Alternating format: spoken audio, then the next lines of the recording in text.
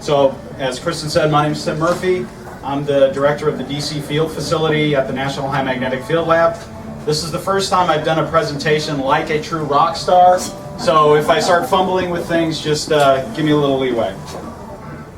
So the title of my talk is Less is More, the Quest for Absolute Zero in High Magnetic Fields, or subtitled, How Thermodynamics Ruined My Life. So first, let's start with temperature. Everybody is familiar with thermometers. We all have them in our house. They're on our iPhone. They're everywhere. So where did these temperature scales come from? The one we're most familiar with in the United States is the Fahrenheit temperature scale, named after Daniel Fahrenheit. He was a fairly cheery looking guy. So this is based on the freezing point of brine, which is salt water, and the average human body temperature, which he assigned to be 100 degrees Fahrenheit. Turns out that's not exactly true, but it's about 1%, so it wasn't too bad. The other temperature scale is named after Anders Celsius, who is a Swedish scientist. It's a little more realistic. It's based on the freezing point and boiling points of water. So water comes up a lot in the...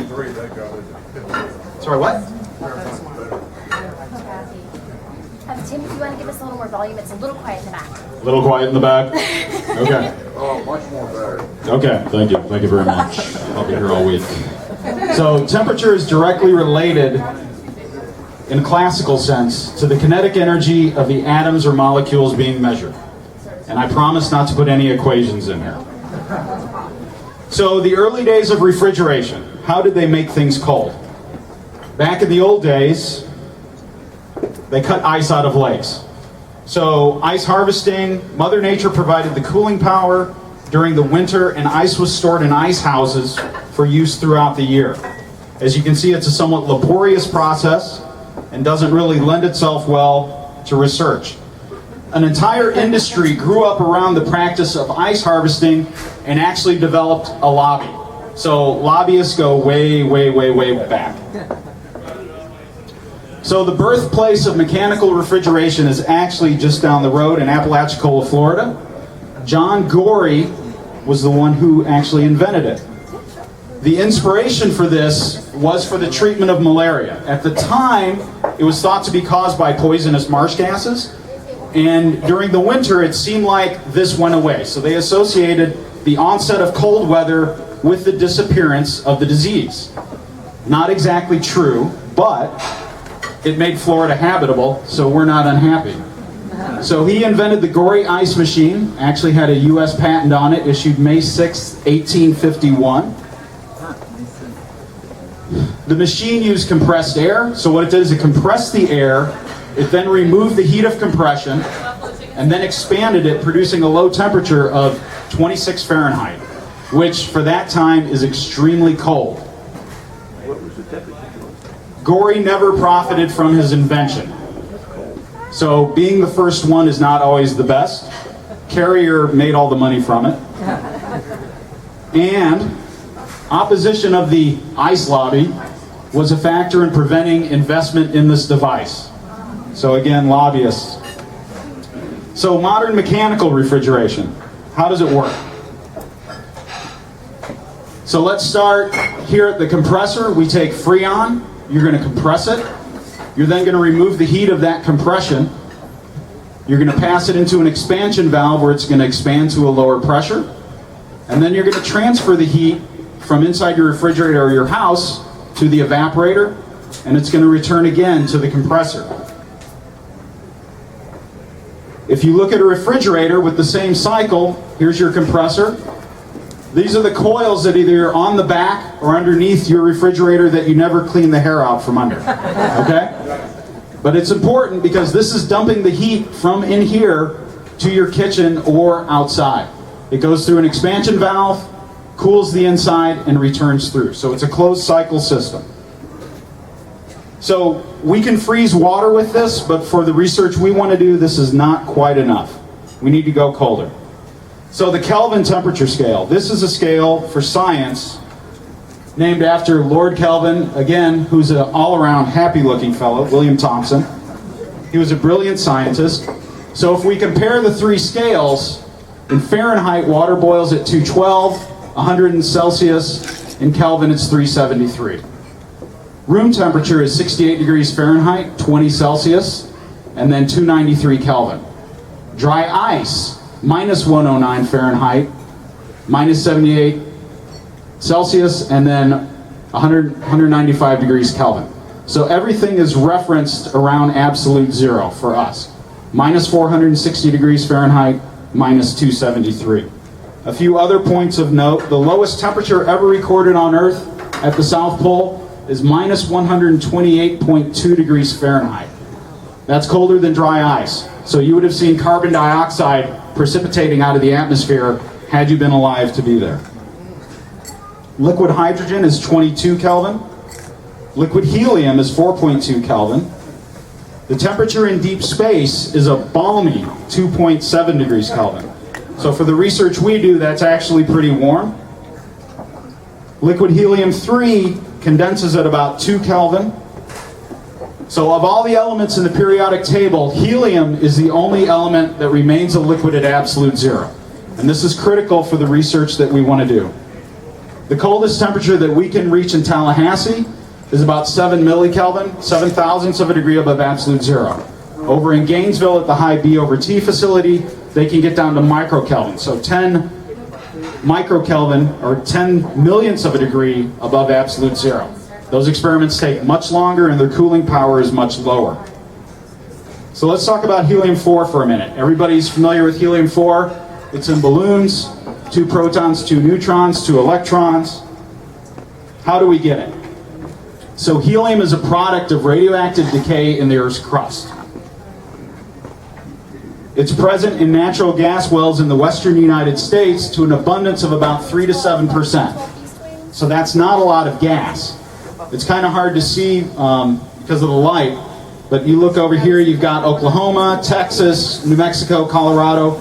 These are the gas fields where helium is present in the natural gas wells.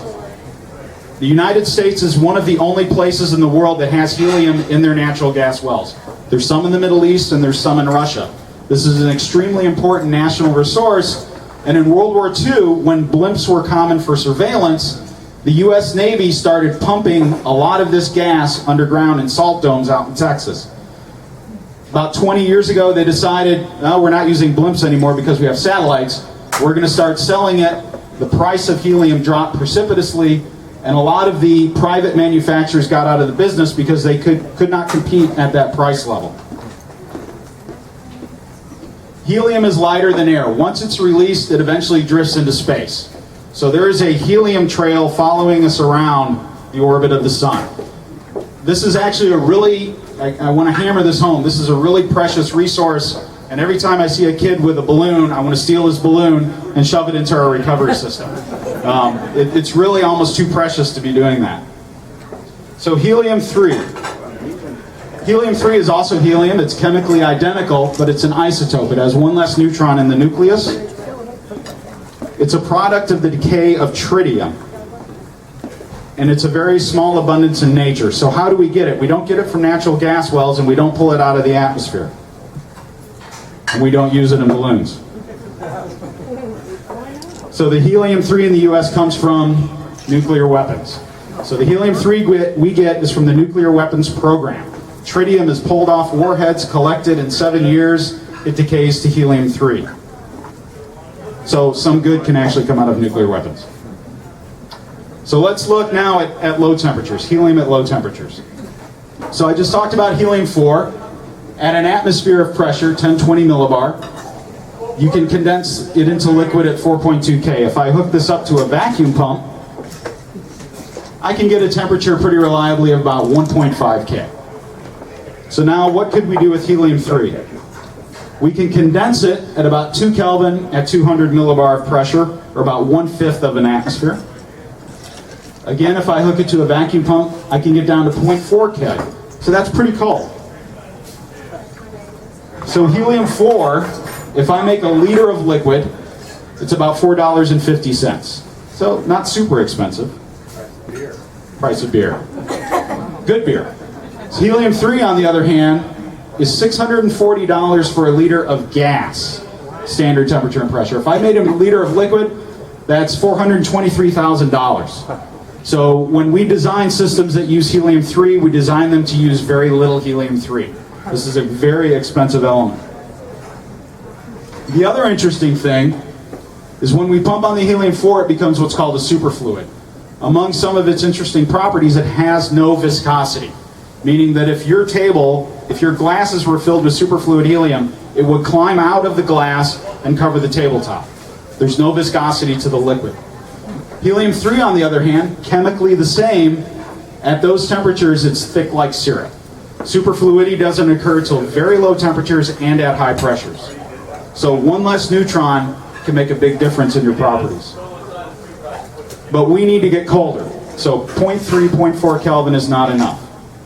So how can we get colder? So for temperatures above 0.85 Kelvin, 850 millikelvin, if I mix helium-3 and helium-4, they mix together homogeneously, like milk and water. If you look at 2% milk, there's water in there, but you can't tell the milk from the water. It's all the same.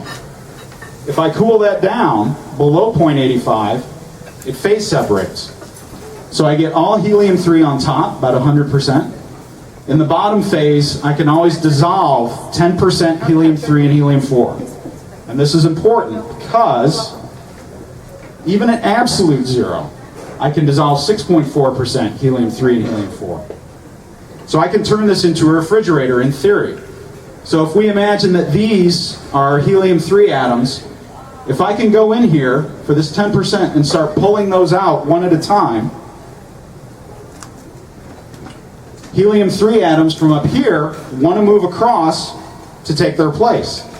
In order to do that, they need energy. They have to absorb energy from their surroundings. So what we do is we put our experiment right here. The energy is absorbed from our experiment in the form of heat, and it gets cold right along with it. Essentially, this is an upside-down evaporator. Like sweat evaporating from your skin, instead of the water going up, the helium-3 is going down. So it takes a little bit of getting used to.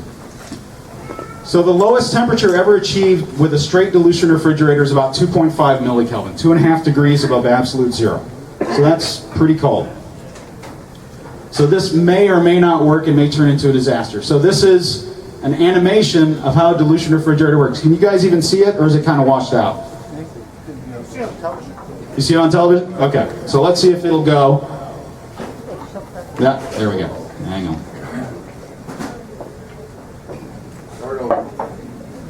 All right, so this is actually what a dilution refrigerator looks like, and you can see it better on those monitors over there.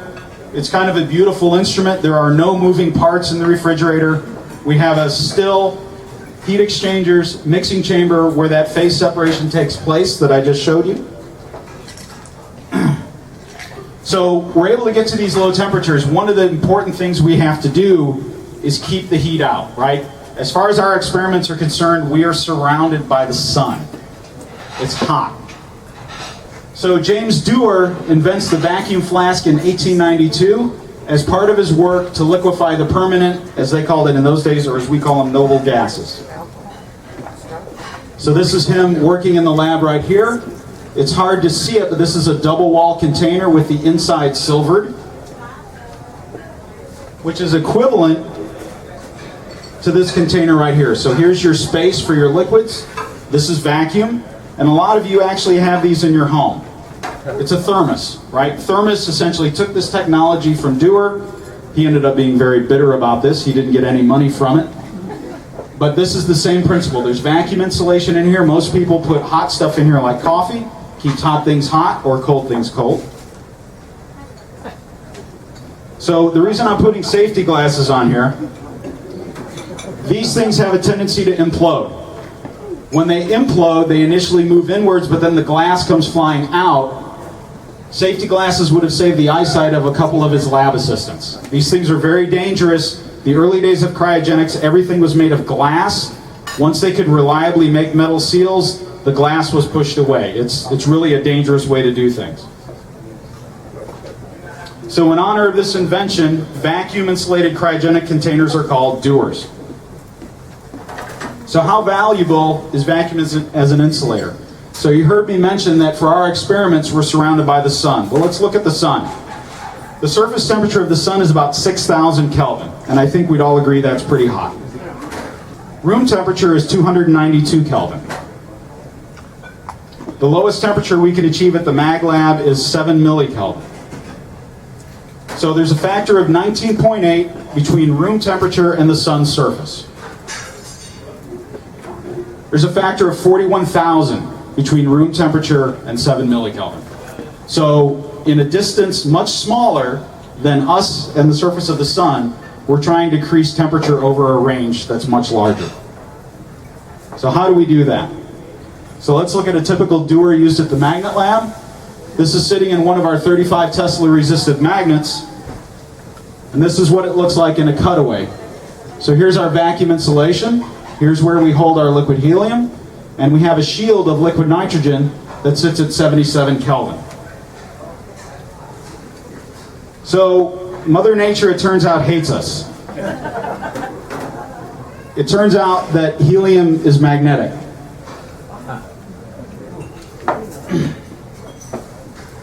So helium-3 and helium-4 are diamagnetic. That means they don't like high fields. They want to seek out lower fields. So they're pushed away when they're exposed to a high enough gradient. And it turns out we have these gradients at the magnet lab. Woohoo! So if we look at our experiment, here's our tail, here's our liquid helium. This is field center, where our highest magnetic field is. So liquids are more dense than gases. Since they're more dense, there's more magnetism. Levitation will occur at about 20 Tesla in our magnets. And what happens is, if you're making bubbles here, the liquid floats up above field center, which means all your refrigeration just went away and things are warming up. So this was discovered at MIT many years ago. It's been verified here, and it's a continuous pain for us. So the most expensive real estate here in Tallahassee is field center of one of our high field magnets. To get to very high magnetic fields, the space in the center of the magnet is limited. We'd love to make a magnet that had a 3 or 4 foot inner diameter that had a field of 45 Tesla. However, as you remember, Mother Nature hates us, so we're not able to do that. So this makes low temperature experiments even more difficult. So let's look at one of our dilution refrigerators sitting in these magnets. So this is a little hard to see. This is the mixing chamber sitting at about 20 millikelvin.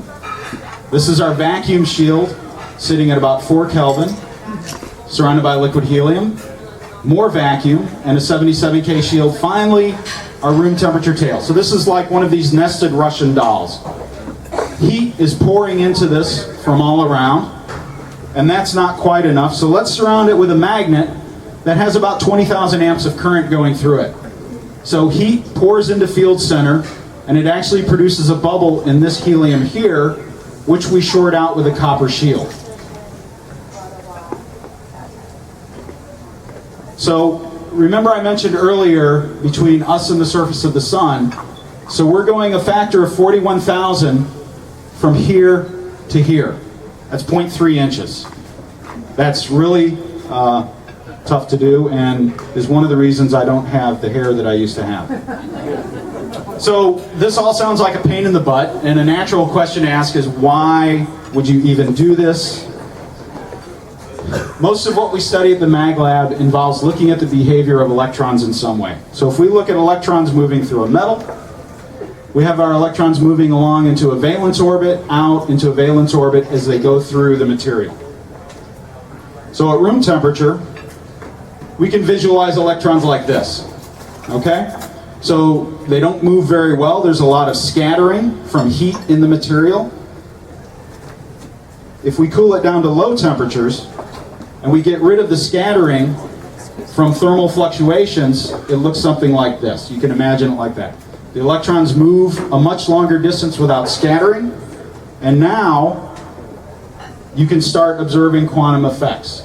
So going to low temperatures eliminates the scattering that are present at high temperatures.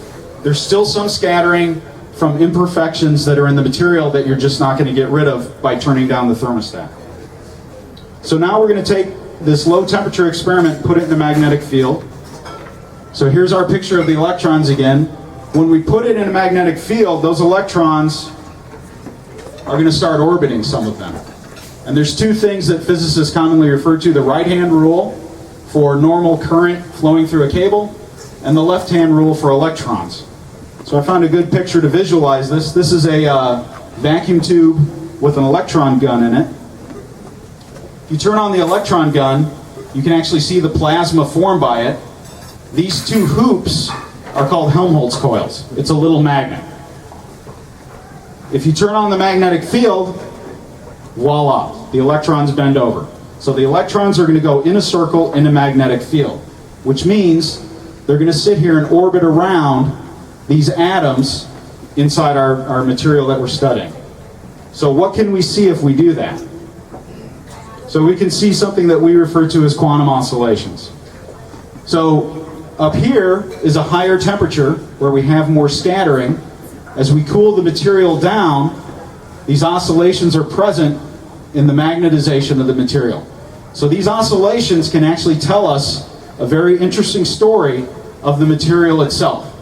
And you may say, well, this must be a pretty high temperature. Actually, that temperature is only 6 Kelvin. If you go to 10 Kelvin, the trace looks like this area over here. You don't see anything at all. So low temperatures very quickly give you an advantage. So let's apply this to a material of interest to the country, uranium. The reason we're studying this is we can't detonate atomic bombs anymore. And it turns out that a lot of aspects of uranium were not well studied because you could detonate an atomic bomb whenever you wanted to. You didn't need to verify your simulation codes. So here's that 1.5 Kelvin trace. And if we do some math on it, called the fast Fourier transform, we can see the constituent frequencies. Now there's a good way to think about this. As I'm talking, my voice contains many different frequencies. If you were to do a fast Fourier transform of this, there's going to be some main constituent frequencies at the low end, but there's also going to be some frequencies up here at the high end. Everybody's voice is going to be a little different. This is like a fingerprint of your voice. So the same math that gives us this also gives us this. So in a way you can think it's like the electrons are singing to us, telling us what the surface, the energy surface is of the atoms in the uranium lattice. So if we take enough of these field sweeps, we can start building a picture that looks like this. And if we take enough data, we can actually look and see what the energy surfaces of the electrons are in a uranium solid. So this is extremely important to us because the energy surface determines how a metal behaves. If we understand how the metal behaves, we can start making better predictions on when we're trying to make new materials. So let's talk about superconductivity. This is something that most people have more familiarity with. So superconductivity was discovered by Heike Kamerlingh-Onnes in the Netherlands. He's one very cool dude. This is actually from the lab notebook as they were taking the data. So this is resistance, this is temperature, here's 4.2 Kelvin.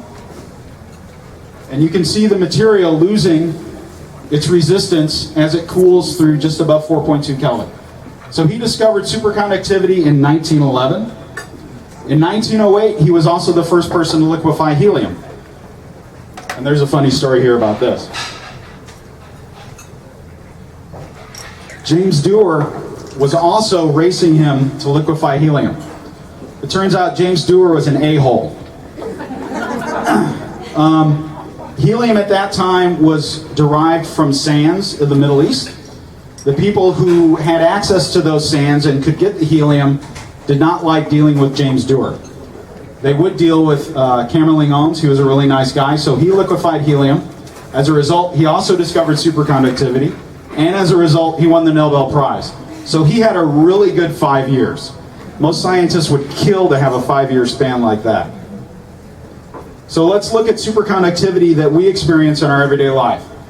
So for better or worse, some of us have either been in or been around somebody who's been in an MRI machine. These MRI machines are essentially giant magnets that we shove people inside. We don't do this at the lab. So the magnet is a superconducting magnet. It's typically cooled to 4.2 Kelvin. The field on these magnets commonly are 1.5 Tesla to 3 Tesla, which for the Magnet Lab is a fairly low field. There are also gradient coils and radio frequency coils inside that actually take the image. So if you're around an MRI or in an MRI, that noise you hear is not the main magnet itself, it's these RF coils moving in the background magnetic field because you're putting out an oscillating RF signal, so that force on the coil moves them in the background field. They're supposed to do that, that's normal, but it does freak some people out. So how long did it take to go from superconductivity in 1911 to something we're shoving people in and getting images? So the first NMR image was in 1952 by Herman Carr as part of his PhD thesis at Harvard. So that's still not technically an MRI. The first MRI machine where they put people in and got images was John Mallard at the University of Aberdeen in Scotland. So 69 years after the discovery of superconductivity. So when Camerling Owens discovered superconductivity, he could not envision this. If a grant officer had asked him, what do you see as the future for this? This was probably about the 10 million thing he would have picked. We don't know what is going to happen with the discoveries we make. Maybe something, maybe nothing, maybe it'll take a long time. But here's something that's had a huge impact on a lot of people's lives. So let me give you another feeling for just how important low temperatures are. So this is from CERN. They have a particle accelerator with a lot of magnets that have to move a lot of current. So this is a great example of the power of zero. So these are the copper cables needed to move 12.5 kiloamps of current. The cable at the bottom is a superconducting cable needed for 12.5 kiloamps of current. So you get a feeling for the power of the superconducting wire to carry high currents, produce high magnetic fields. There actually is, I believe, one demonstration project in Long Island for a high temperature superconducting power bus, because their real estate, like at the Magnet Lab, is very expensive, and they're moving many, many, many more amps than this, and that starts getting to be very large infrastructure. So for them, it made sense to put in a superconducting infrastructure over a small area in order to save space. So quantum computers. This is something that's actually pretty hot science. No pun intended. Enough so that it was on the cover of Time magazine. So I thought I would live my entire life without seeing a dilution refrigerator in Time magazine. So apparently I'm scheduled to kick the bucket shortly. So this is a picture of the processor in these quantum computers. This is made by a company called D-Wave that's up in Canada. So this processor operates at 20 millikelvin. Your iPhone and your computer do not operate at 20 millikelvin. Typically they're somewhere above room temperature. This is done because instead of using transistors and using ones and zeros on or off, these use quantum states, or shorthand qubits. And the reason they're at low temperatures is, one, so that the qubits can exist, and two, live long enough so that they can manipulate them. Qubits, as I said, are not a 1 or 0 on or off like a traditional computer. Rather, they are on, off, or maybe. They're a superposition of quantum states. So this computer is not going to replace your iPhone, it's not going to replace your Macintosh on your desk. But it can do some calculations much, much better than traditional computers can. So let's look at how they do it. So here's the processor mounted on the bottom of a dilution refrigerator. And here it is in a screen room with a person for scale. Get a couple other things here. So the screen room is important. We are surrounded by radio frequency waves. From cell phone towers, TVs, radio, you name it. Radio is heat at these temperatures. Those RF waves travel down wires, excite electrons. Next thing you know, your quantum computer is not so quantum anymore. So materials for the chip in a quantum computer are still being developed, and this is actually a very hot topic at the Magnet Lab. So the next generation of materials to use in these processors are already being studied at the MagLab by our users. One example is copper bismuth selenide. So I'm going to throw something up. This is measuring quantum oscillations that I showed you earlier for uranium, and they're looking at the electron structure of this material. Now the interesting thing is that this material should have no metallic or electron structure at all. So a topological superconductor is a bulk insulator with a superconducting surface state. You're like, well, that's not hard. I can wrap a piece of wood in copper or in superconductor, and I've got a bulk insulator with a superconducting surface state. Here's where things get weird. If I take that material and I gouge it, right? I actually break the surface and carve out a huge chunk. Superconductivity remains. Because this surface state is quantum mechanically protected, and it's a property of the surface. So as long as there's a surface there and you have it cold enough, you will have this superconducting state. They're looking at putting these materials in processors to improve the performance of these quantum computers. And that, ladies and gentlemen, is the end. Any questions?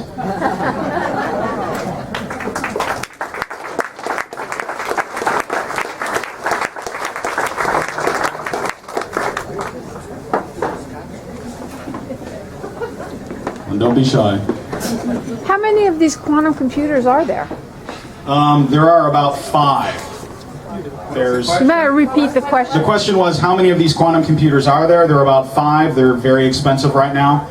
As you can remember, those of us who are old enough to remember, the original computers were room-sized machines. They were very expensive. So these are going to follow roughly a similar track. There's no telling how long that track will take. So these things are owned by universities or Lockheed Martin or everybody's favorite, the NSA. Turns out the NSA has an interest in cryptography. Who knew? And these machines are very good at those calculations. There's actually still quite a bit of debate on whether it really is a quantum computer. It turns out maybe has ramifications for everybody, including physicists. Very cool. Sure, right there. So the question was the Kelvinator refrigerator. Did that have anything to do with Lord Kelvin? And no, it did not. So they were trading on his name. Actually, his title. Did he make any money at all from that? No, he didn't make money from the Kelvinator appliances. So he was, yeah, he was royal. You know, he was a lord in England, so he wasn't doing too badly. So Lord Kelvin is one of the guys we shouldn't feel sorry for. The guy we should feel sorry for is John Gorey, because he got completely hosed. I mean, here's the guy who made Florida habitable, and he got nothing for it. So if you get a chance to go to the Gorey Museum in Apalachicola, I highly recommend it, because that's the reason we're all here. Because if we had no air conditioning, I mean, yeah, okay. Way in the back.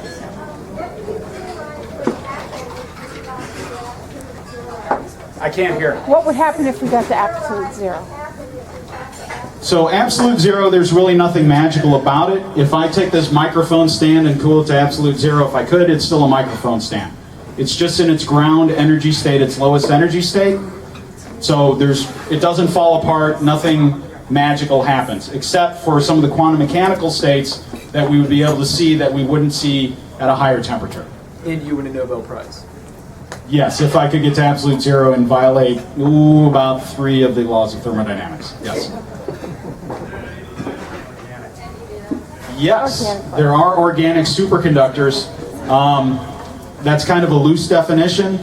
These things are grown out of a solution in a chemical, and these are right now, very small little whiskers, but there are organic superconductors, but the superconductors that we use are not made organically. These are chemicals, and they're either made into wire or rivet. But it's something that has been worked on now for at least 20 or 30 years. And it's still being studied. Using plasma with superconductivity. What about that? So there is an installation in France that is actually going to use plasma and superconductivity. That's ITER, the International Thermonuclear Reactor Project. So they're going to use superconductors to create magnetic fields to contain the plasma to hopefully create a self-sustaining fusion reaction. But plasma is very hot, and in terms of carrying power, it's not efficient. So for our purposes, I don't, like Star Trek where you have plasma conduits running through the Enterprise, that's a little more fiction than science. So I think there's a question over here. Yeah, in your lab, as a side line, do you do any other studies of quantum effects at super cold temperatures? So since we're a user facility, we have about 400 users coming through a year. Of that, I'd say 50% are doing low temperature experiments to some degrees. And there's a wide variation in the research to do. So there's a lot of research at low temperatures looking at various quantum mechanical effects. I was just trying to give a really brief flavor for some of the work that goes on. Does that?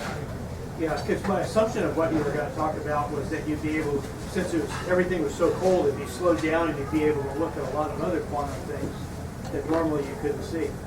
Yeah, and these are some examples of things that you can see at very low temperatures. Another great example is the quantum Hall effect.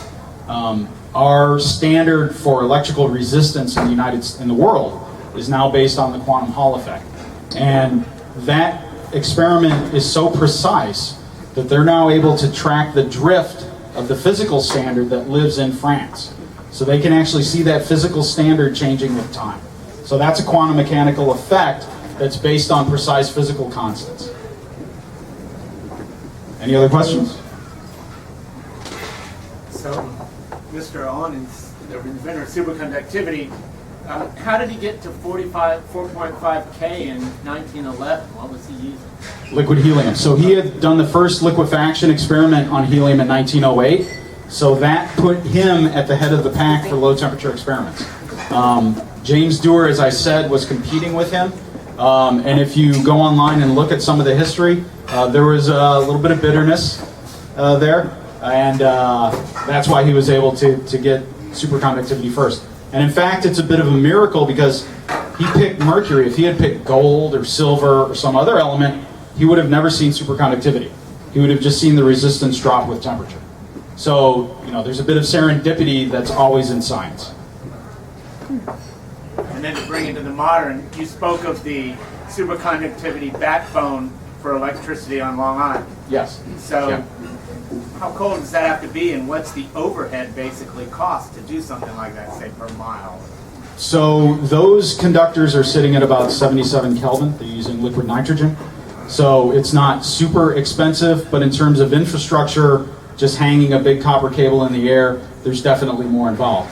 So short term, you're not going to see these things crisscrossing the Great Plains, but in a place like Manhattan or Long Island, where real estate is just too expensive or you can't get a right-of-way to put in a power cable, you look under the streets of New York and they're completely fitted out. You put up another building and here's how many megawatts of electricity that you need for air conditioning, heating, computers, etc. And they cannot fit enough copper in these tunnels to carry the current anymore. You already had one in front of you. The question is, as we measure the temperature, does it change the experiment by doing the measurement? That's a really good question, and it's something that bedevils many of our experimenters. So one of the standard ways that we measure temperature is with what's called a calibrated resistor.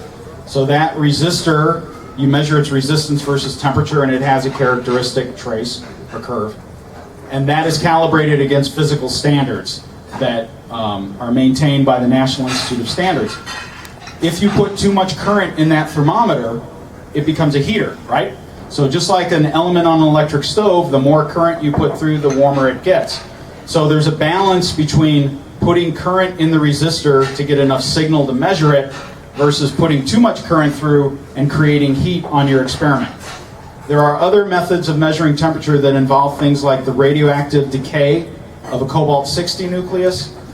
There are other things like Coulomb blockade thermometry that involve a single electron hopping from one aluminum island to another.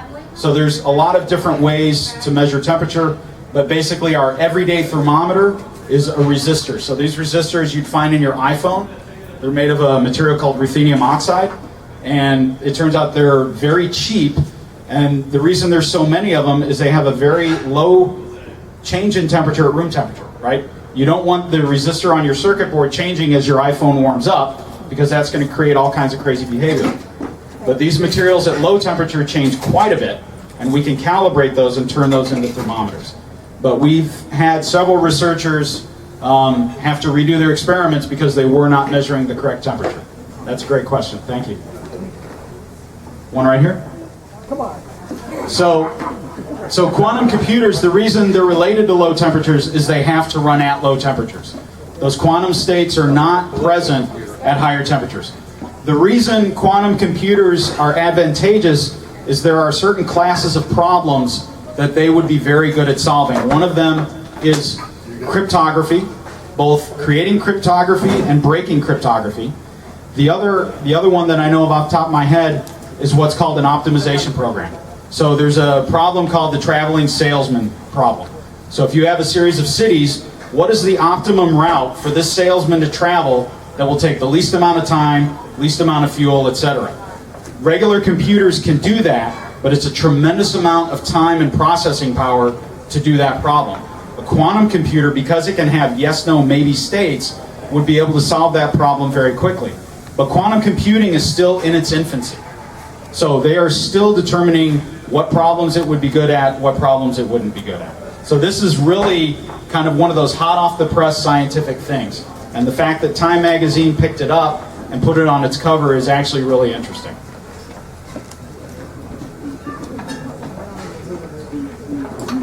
One right over there at the bar. I'll get you. Yeah, I thought I'd trump the first stupid question. I mentioned this to a coworker, and he said that absolute zero is illegal to try to get to because we don't know what would happen. I'd like to tell him he's either full of it, or you mentioned you could bring the microphone to absolute zero, and it would be absolute zero with a different quantum state. That may be the answer. So it's not illegal to get to absolute zero. But your coworker is full of it. The reason we can't get to absolute zero is we're always connected to the outside world somewhere. Heat is always going to leak in. Vacuum insulation is great, but it's not magic.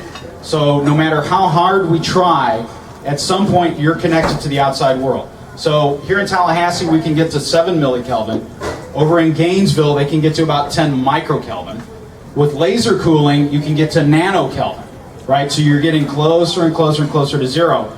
You're never going to get absolute zero because you're always connected to the outside world in some way. Yeah, right here. So the question is, a microwave, you put your food in and it turns hot. Is there a device that you could put your beer in and it turns cold? That you could create. Well, it already exists. It's the refrigerator. So that's one of them. No, I mean as fast as a microwave heats. So there's the possibility for creating what are called population inversions in gases that can cause cooling. But a refrigerator is so much less expensive and so much less dangerous that you're better off with the refrigerator or the ice chest. One right here. You want to talk about how laser cooling works? I've never heard about that. I'm not an expert there, so essentially you're going to excite atoms up into an excited state, and then they pass another laser beam of a different frequency through. It actually takes those states and inverts them, creates a population inversion. And the way the math works is you actually end up at a negative temperature. It's not a negative temperature, but that's what the math says. Even though it's a negative temperature, it's at an extremely high energy state. That's the limit of my understanding. I'm not a laser jock. I like, macroscopic things. No, the Higgs boson isn't related to absolute zero. The magnets that were used at CERN to steer the beam around, they're cooled to very low temperatures. They're about 4.2 Kelvin. But the Higgs boson itself is not something that we would study in these systems. Any other questions? By the way, it costs a lot more money for that experiment than our experiment. The director appreciates that clarification.